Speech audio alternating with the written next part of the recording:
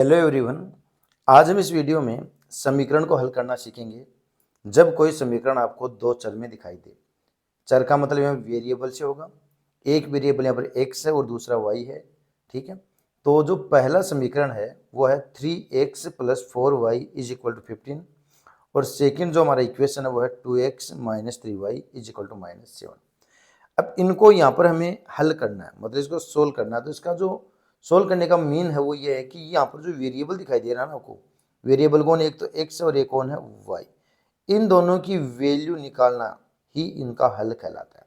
यानी हमें x और y का ऐसा यहाँ पर कोई नंबर बताना है जिनको इसकी जगह और इसकी जगह रखने पर इनका जो टोटल है ना वो 15 के बराबर आए और यहाँ रखने पर -7 के बराबर आए। यानी ऐसा हमें x और y का मान यहाँ पर निकालना है। तो इस टाइप के समीकरण को हल करने के लिए हम क्या करते हैं कि सबसे पहले जो x आपको दिखाई दे रहा है, इनका ये जो गुणांक है, ये वाला ये कोफिशिएंट है, ठीक है, जो x के साथ मल्टीप्लाई में है, इनको आपको बराबर करना है। 3 को और 2 को आपको क्या करना है, पहले बराबर करना है।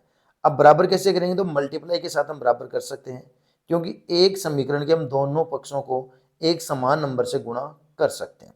तो ये 3 है, ये 2 है। अगर मैं इस पूरे को 2 से गुणा कर दूं और इस पूरे को 3 से गुणा कर दूं, तो देखो यहाँ पर तो हो जाएगा 2 × 3 मतलब 6 और यहाँ पर हो जाएगा 2 × 3 भी 6।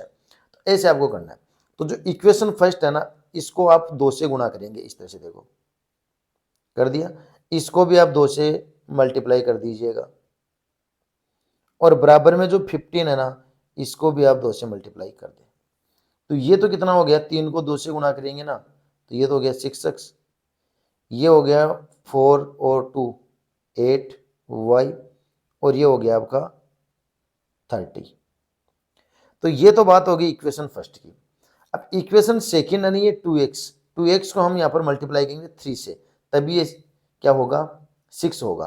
तो इस पूरे इक्वेशन को हम 3 से मल्टीप्लाई करेंगे, 3 × 2x -3 × 3y और -3 × 7। तो ये तो कितना हो गया 6x, ये हो गया 3 × 3 9y और माइनस का हो गया 3 और 7 को मल्टीप्लाई तो 21। ठीक है, अब देखो दोनों ही इक्वेशन में 6x और 6x इक्वल हो गए ना, कोई प्रॉब्लम नहीं है। अब हम यहाँ पर क्या करेंगे, इन दोनों इक्वेशन को ऊपर नीचे रख लेंगे। यानी इसको हम पहले रख लेते हैं 6x + 8y और इक्वल 30।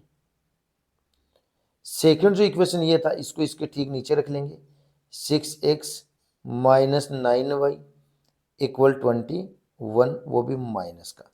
अब इसके नीचे आपको एक लाइन खींच देनी, इस तरह से लाइन खींचने के बाद में आपको क्या करना है कि जिनको हमने बराबर किया है, ये दोनों इक्वल हो गए ना, इनको यहाँ से कट करना है।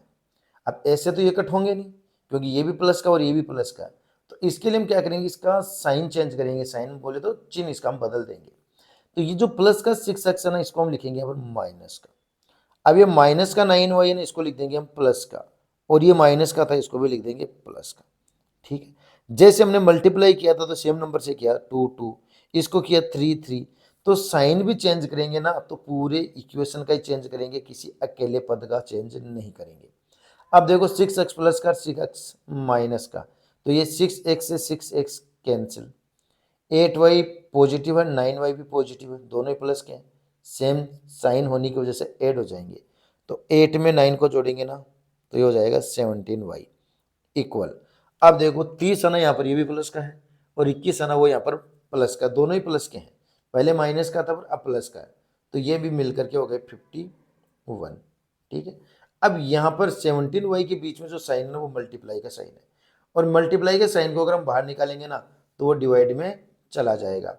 तो यहाँ पर हम लिखेंगे y = 15/17। 17 का हम इसमें भाग लगाएंगे ना, तो 3 टाइम जाएगा। ठीक है, तो यहाँ से हमें पता चला कि जो y है ना, वो हमारा 3 के इक्वल आ गया। y की वैल्यू हमने निकाल दी। अब हमें अगली जो वैल्यू निकालनी है, तो उसके लिए हम क्या करेंगे, कोई भी जो हमारा एक इक्वेशन रहेगा उसमें हम y की वैल्यू 3 रख देंगे। कोई भी एक इक्वेशन रहेगा उसमें y की जगह 3 रख देंगे। जैसे ये वाला इक्वेशन आपको दिखाई दे रहा है, हम यहाँ पर इस y की जगह 3 रख सकते हैं। तो देखो ये हमारा 2x आ गया, माइनस का 3 आ गया, इस y वाली जगह हम इसको रख देंगे, क्योंकि ये y और ये y दोनों एक ही है, तो इसकी जगह हम रखेंगे तो 3 इक्वल में कितना था -7। अब ये रहेगा हमारा पास 2x और ये हो जाएगा -3 × 3 9 इक्वल -7। हमें यहाँ से x की वैल्यू निकालनी है, तो इस माइनस के 9 को हम बाहर निकाल लेंगे, माइनस का तो बाहर जाते ही प्लस का हो जाएगा, तो 2x इज इक्वल -7 था और 9 उस साइड जाएगा तो प्लस का हो जाएगा। 7 माइनस का है, 9 प्लस का है, तो यहाँ पर 2 पॉजिटिव आ जाएगा। एक माइनस और एक प्लस होने की वजह से घटेंगे और 9 में से 7 जाएगा ना, तो 2 यहाँ पर आपको मिल जाएगा। 2 × x, तो 2 और x के बीच में मल्टीप्लाई का साइन था, ये 2 उधर जाएगा डिवाइड करने के लिए, तो 2 का हम 2 में डिवाइड लगा देंगे ना, तो 2/2 इक्वल 1। यहाँ से x की जो वैल्यू है ना वो हमें 1 मिल गई। अब हम चेक करते हैं कि हमारा जो आंसर है वो सही है या गलत है। तो इसके लिए हम इसका फर्स्ट इक्वेशन लेते हैं।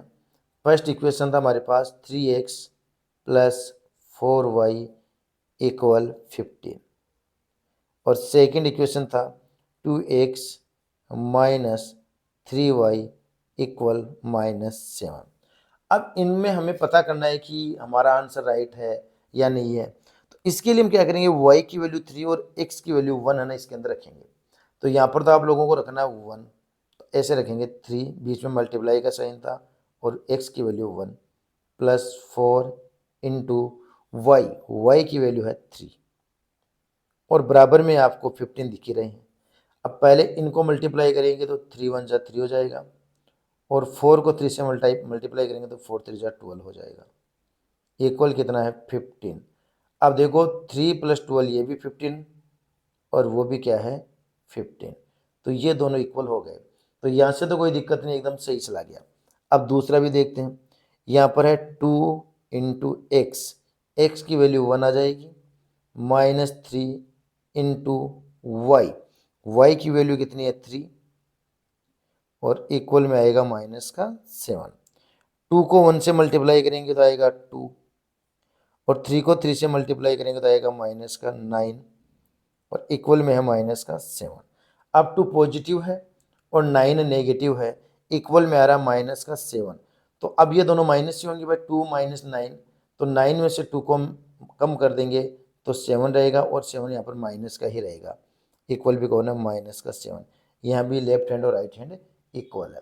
तो हम कह पाएंगे कि हमारा जो इक्वेशन है वो हमने एकदम सही से इसको हल किया है, जहाँ x की वैल्यू 1 आई है और y की वैल्यू 3 आई है। तो आपको ये वाला प्रश्न अच्छे से समझ में आ गया हो तो वीडियो को लाइक कर देना, शेयर कर देना, चैनल पर पहली बार आए हो तो चैनल को सब्सक्राइब भी कर लेना।